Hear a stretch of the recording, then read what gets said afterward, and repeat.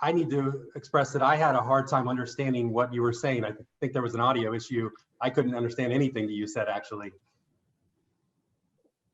I think you're on mute right now too, Judge. I'm doing that now. I have no idea why. Hold on. Judge Black or Judge Smith, do you hear Judge Northcutt clearly? No, they're having trouble. No, I'm having. No, I have the same issue. It's very garbled. I don't hear either. Good morning. Better hear me. We hear you, but it's coming across completely garbled.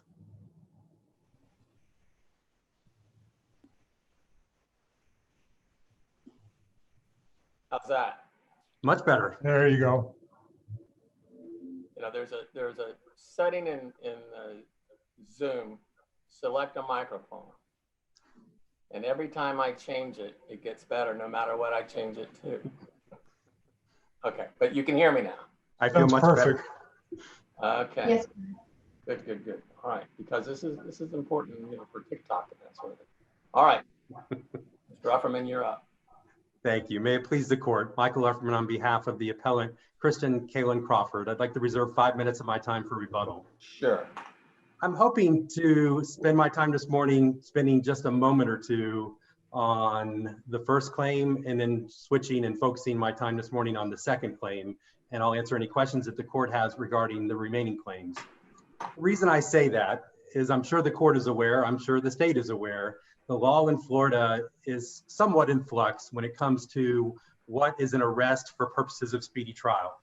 In December, the Florida Supreme Court issued the Davis opinion and said that we don't like the Melton 4-part test. We think the test needs to be changed, but we don't think it's appropriate to do so in the context of an actual case. And we're going to refer this matter to the Criminal Procedure Rules Committee. And as of yet, the Florida Supreme Court has not adopted a new rule. The Florida Supreme Court expressed or seemed to agree with Judge Orfinger's concurring opinion in Davis from the 5th District that the Melton test is hard to apply in these contexts. Nevertheless, it's still the test that applies today.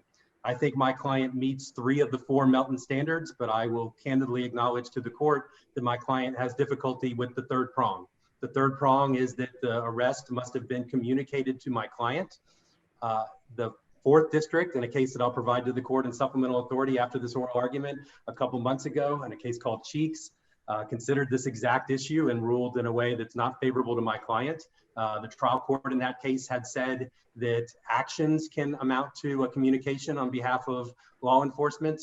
The trial court in that case was relying upon the 3rd District case of Santernino Boudet. The 4th District rejected that and said under the 3rd prong of Melton, it must be an actual communication to the defendant. And I will concede that the record does not contain an actual communication to my client. Now, of course, this court's not bound by the 4th District. As I've explained, the law's in flux. The Florida Supreme Court has indicated they don't even like the standard that they nevertheless are telling courts to apply. The trial court in this case didn't even go through the 4 Melton factors. So one option, I guess, is to remand it back for the trial court to do so. But nevertheless, I concede that my client has difficulty with the 3rd prong. So I'll leave it at that, but I will turn my attention to the second issue, and I'm asking this court to grant relief based on the second issue. And the second issue is whether or not my client was in lawful detention at the time that law enforcement officials obtained the blood draw from him. And I stress lawful detention because that's the key to this case.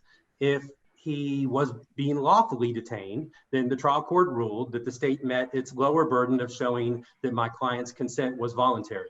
But the trial court specifically said that if this court disagreed with him, and if this court finds that my client was not being lawfully detained at the time of the blood draw, then the court would have ruled that the state could not meet its heightened burden, and that unlawful detention would have tainted any alleged consent that my client gave. So it all comes down to, was my client being lawfully detained? I submit that he was not. So here are the facts.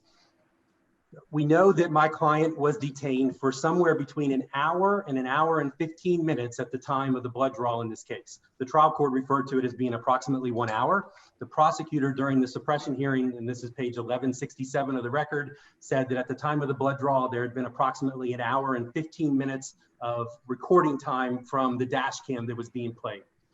So the question is a lawful detention that lasts somewhere between an hour and 15 or is a detention that'll last between an hour and 15 minutes lawful under these circumstances? When the first law enforcement officer arrived, he was told that my client had allegedly attempted to flee. Now, no one testified to that, but I acknowledge that the law enforcement officer is able to rely upon what he was being told at that point in time. So I will concede that when that first law enforcement officer arrived, there was a reasonable suspicion under a Terry stop standard to detain my client based on this concern that he was trying to flee. And what did they do? They did, in fact, detain him. They put handcuffs on him and they put him in the back of the patrol car. The trial court found that he remained in handcuffs and was detained in the back of the patrol car for this entire time up until the blood draw was taken at roughly the hour to hour and 15 minute mark. What else do we know happened? When they arrived, there were two dead people that were dead on arrival. And there was a number of people there, and it was only a single officer at first, but other law enforcement officers came. We know Rossman was there, Kelly was there, Martinez was there, Metzger, and it seems even LaRose arrived thereafter. So somewhere around the 15, 20 minute mark, from what I can tell from the record, there's at least 3 officers that had arrived at the scene. We know from the US Supreme Court and Royer, and in every case since then that has applied this Fourth Amendment standard. Mr. Upperman, so are you conceding that at least for some period of time that your client was lawfully detained? I am, yes. So the question becomes, did it remain a lawful detention up until the blood draw occurred at the 1 hour and 15 minute mark? I submit it did not, and here's why. From the Royer case, the US Supreme Court said that a temporary detention. Let me just ask you one question before you move on to that. Yes. Anything in the record that there was either some sort of resistance by Mr. Crawford or that he attempted to flee again after he was detained? None whatsoever. The record is unrefuted that my client was cooperative from the moment law enforcement arrived. No assertion whatsoever that he attempted to flee. Moreover, the record is unrefuted, and this is cited in the briefs, that when law enforcement arrived, they realized my client had a substantial injury. Putting aside whether he could run, they didn't even think he could walk. And that's quoted on page 1197 and 1198 of the record. He was on the ground and appeared to be injured. I tried to help him walk. I was trying to get him to my patrol car, but I felt he had a leg injury. He seemed injured. It didn't seem like he could go very far. So there was no concern that he wasn't being cooperative, no attempt to flee after they arrived. More law enforcement officers arrived at the scene. So any concern about fleeing certainly passed once more officers arrived and it was clear that he was cooperative, even more so when it became clear that he had an injury. And so going back to the Royer standard, a temporary detention can last no longer than necessary to effectuate the purpose of the stop or the detention. So that's the question. Was it necessary for my client to remain at the scene for an hour to an hour and 15 minutes to effectuate the purpose of this stop? Well, what would be the purposes of this stop? When they initially arrived, they needed to verify that my client was driving. They did that certainly no later than the 15 to 30 minute mark of this detention. They need to determine, is he still a flight risk? They, again, did that when he was cooperative. They realized he had an injury, and then more law enforcement officers arrived. And I cited the Hicks case to support that. So there was no longer a concern that he was a flight risk after these other officers had arrived, after he was cooperative, and after it was determined that he was injured. More so, he was never even charged with fleeing the scene. So that's, if the crime that they're holding him for that they need to investigate, they had all the facts pretty quickly. Whatever additional facts they needed to gather, they certainly would have done so within, like I said, the 15 to 30 minute mark. The Royer case was 15 minutes. There's other cases. Mr. Upperman, okay, the facts here, I mean, to say that they had more than enough 15 to 20 minutes.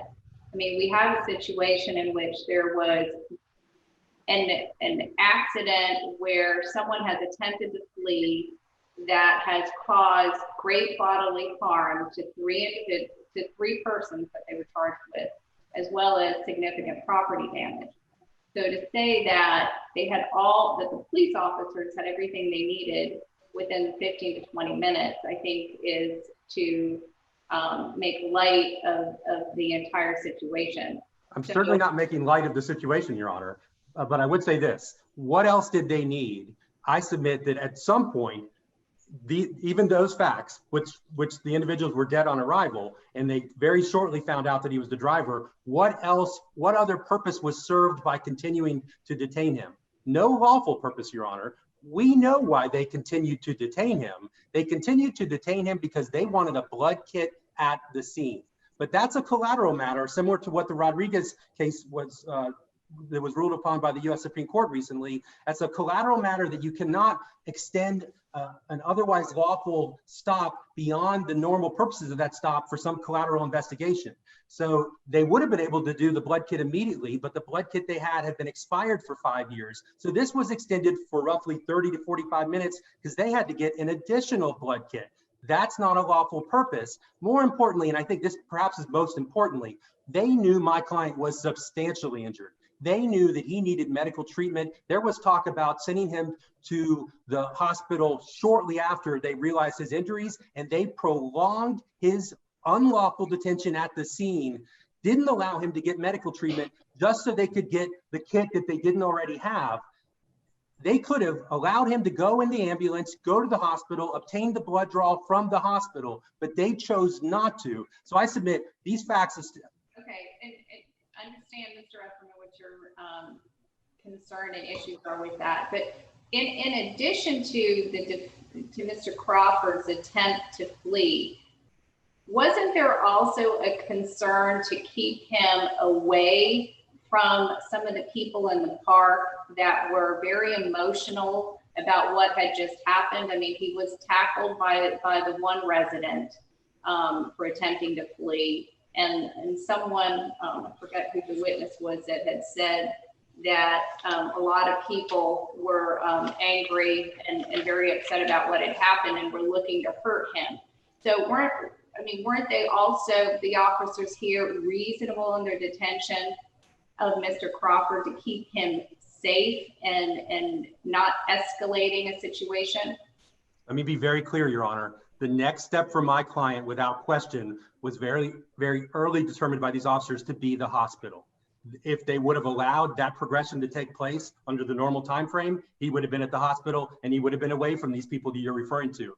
They chose to keep him at the scene in handcuffs in the back of a patrol car, not letting him get medical attention that they knew that he needed, medical attention that he ultimately got. He had a detached kneecap that resulted in a serious surgery and a lengthy stay at the hospital. They prolonged that for one reason, to get a blood kit that they didn't have, that they had to wait roughly 30 minutes or so to get another one.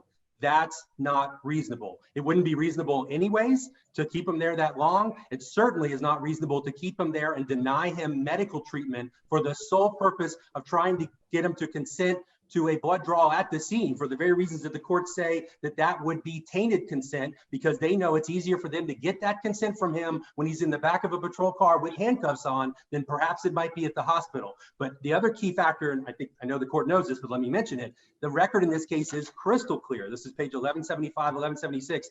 He showed no signs of impairment. So this attempt to get the blood kit could only be on a voluntary basis. They had no reasonable suspicion, no probable cause to go ahead and subject him to that blood kit.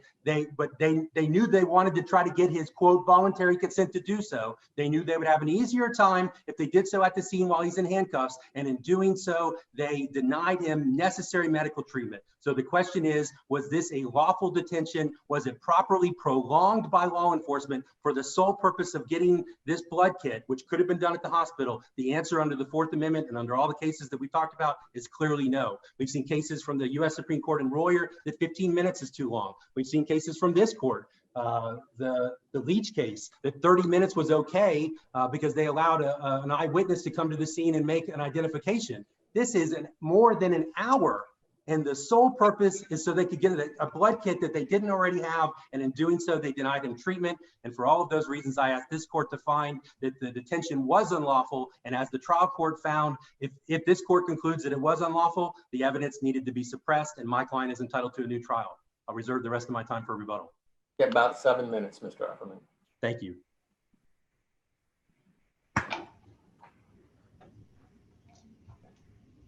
It please the court, counsel. My name is Lori Benway-Knox, and I represent the state of Florida in this matter.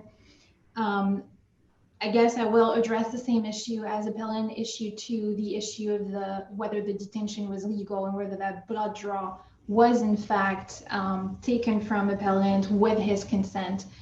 The state would like to encourage this court to read again the trial court order.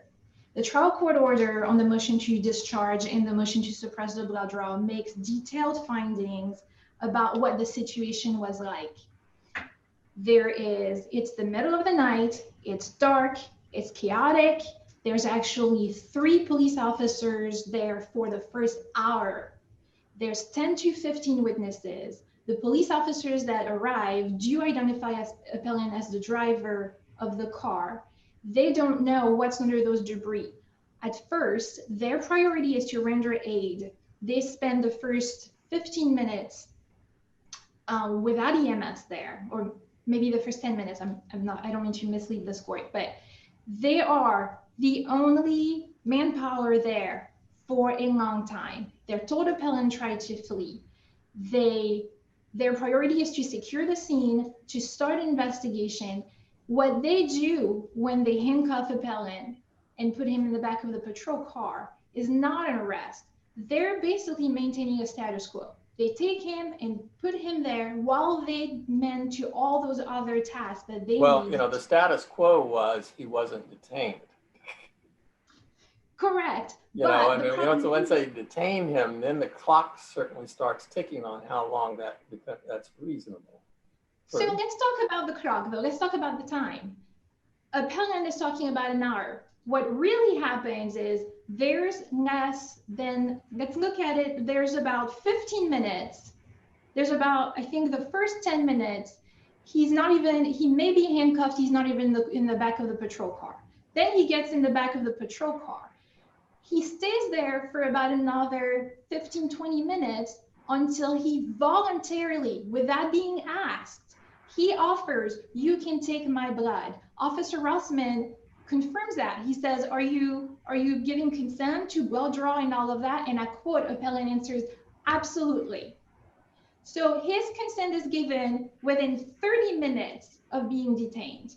After that, yes, it takes another 30 minutes to get a blood draw, but that is following his consent. He's not detained for an hour and a half without anything happening.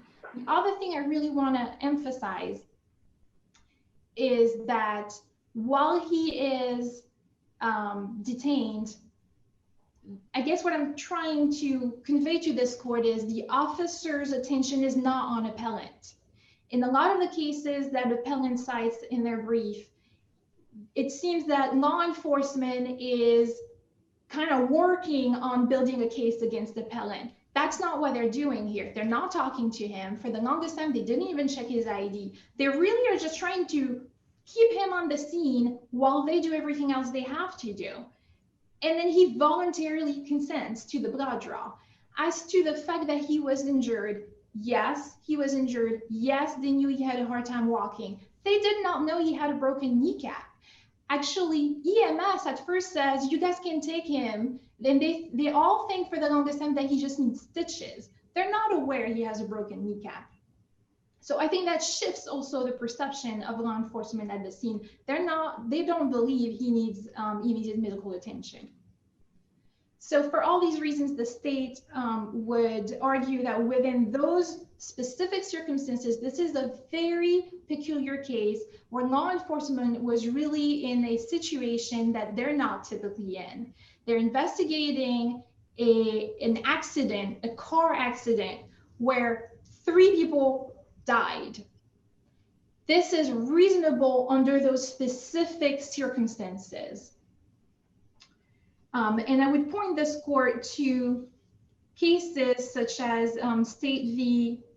I'm not sure how to pronounce that, I don't know if it's Nile or Nile, but in that case, this court found that Nile, who was placed in a holding cell at the police station, he was displaced from his home, placed in a holding cell, and waited there for 2 hours while the police went to investigate, and that was found not to be an arrest for the purpose of speedy trial. really the key in this case is about the circumstances here. And the blood draw came only after appellant was detained by law enforcement for about 30 minutes. It was a voluntary consent. He's not even asked to agree to a blood draw. He volunteers it. And I think that is what makes this case different. The circumstances, the fact that he volunteers it, and that when the officer tries to confirm, he answers absolutely. He doesn't answer, yeah, maybe, yeah, I guess. If we find, however, that that the officers behind the scene were really trying to delay his detainment so that they could get a voluntary blood draw. And so let's say that we find he was unlawfully detained. So then there's actually a presumption of involuntary consent, correct? And the state then bears a heavier burden of clear and convincing evidence. And the court below was not convinced that if that was the case, that the state had met its burden. And so I think that the court's focus on that there has to be an unequivocal break in the chain, so to speak. And so what here would that be? What events would meet that requirement? He's not moved physically. I can't tell you that there's really a break in the events. He's there. But I think it's unequivocal because, again, he volunteers it. Nobody's asking for it. It's his own words on his own without anybody even asking him. He asked several times. He asked before, he asked Officer Rossman, am I under arrest? Officer Rossman says, no, we're investigating right now.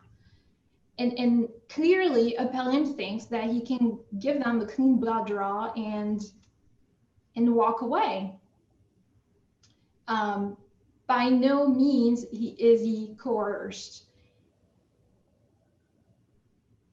And if there's still any more questions on this issue, or is the court interested in the subsequent issue? You cited to the State versus Lale case, which I think was briefed in the context of speedy trial, the speedy trial issue. Correct. Can you explain why that holding would have application on this issue, issue 2? Well, I think it still goes to the reasonableness of the detention and how it is slightly different, but I think it still goes to what law enforcement is allowed to do during the course of an investigatory detention. And that's just, in this case, again, they did way less than what was done in Lyle.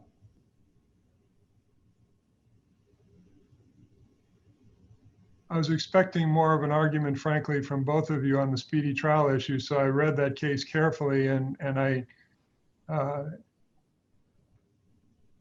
understand its application on the speedy issue because there's a distinction as to whether or not there was an arrest that started the speedy clock or not, but I'm less convinced that it applies in this context. But if it does, I'd want you to explain that to me because it is a strong case for your side, at least on the speedy issue, which is apparently more or less conceded at this point. Right. And I apologize, I did kind of blend the two in preparing, so I'm a little thrown off by focusing only on the second. I do think, though, that if you look at Reynolds v. State, which was cited in the context of the second issue, the court's inquiry is whether the action was reasonable under the circumstances. And I think the state's point is that the actions that were taken here, all of it was reasonable. Appellant was not in a grave medical condition that required immediate assistance. He was not detained for a long time. The scene of the accident was a very challenging scene for law enforcement. He volunteered the blood draw. And I think that's really it. I feel like I apologize. I feel like a little bit of a broken record, but it's a fact-intensive analysis. And it's in these specific circumstances, which neither appellant nor the state was able to find any case law with circumstances close to these, that his blood draw is reasonable. It is taken very rapidly and is not fruit of a poisonous tree and was not coerced.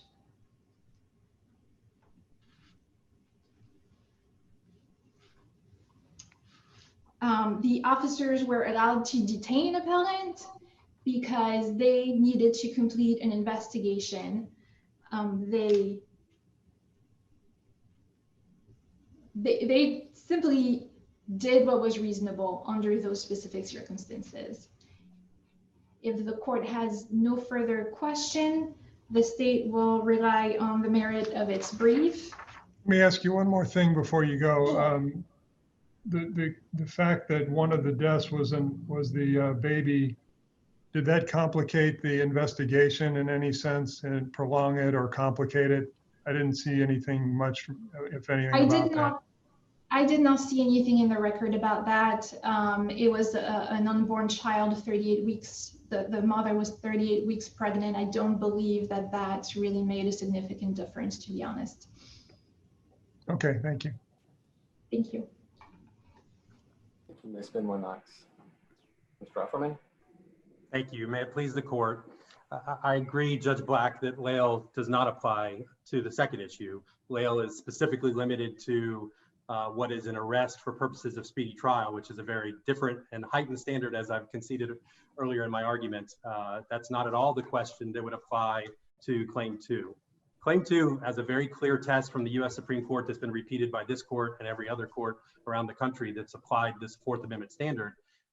We're talking about a temporary detention, and again, I repeat this, it can last no longer than necessary to effectuate the purpose of the stop or detention. There's courts, including the US Supreme Court in Royer, that said 15 minutes was too much. So the question becomes, at what point did this detention and the purpose of it cease, and at what point did they keep him there for an unlawful purpose? I respectfully disagree with opposing counsel, and I'll go through these things. They did not keep him there to investigate or because it was a challenging scene. They did not keep him there to resuscitate anyone. Everyone was dead on arrival. They did not keep him there to protect him or others. They did not keep him there to secure the scene. They did not keep him there because they thought he was a flight risk or to determine whether or not he was driving. They knew very shortly into his detention that he was the driver of the vehicle that caused the accident that hit the shed and caused the two people, one of whom was pregnant, to die. They kept him there for one purpose, and the communications are clear on this. We are trying to get a voluntary consent from him. Let's keep him here. Don't take him to the hospital yet. Whoops, the kit we have is expired. We need to wait for someone else to get a kit.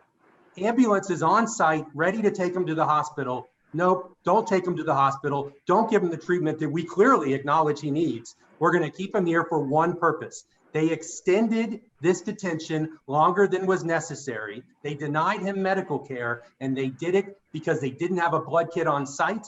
That's not a lawful basis to extend this detention. And for that reason, it was an unlawful detention at the time he allegedly consented. And I would ask this court to affirm what the trial court found, that if this court concludes it was an unlawful detention, then the state failed to meet its burden and his consent, alleged consent, was tainted.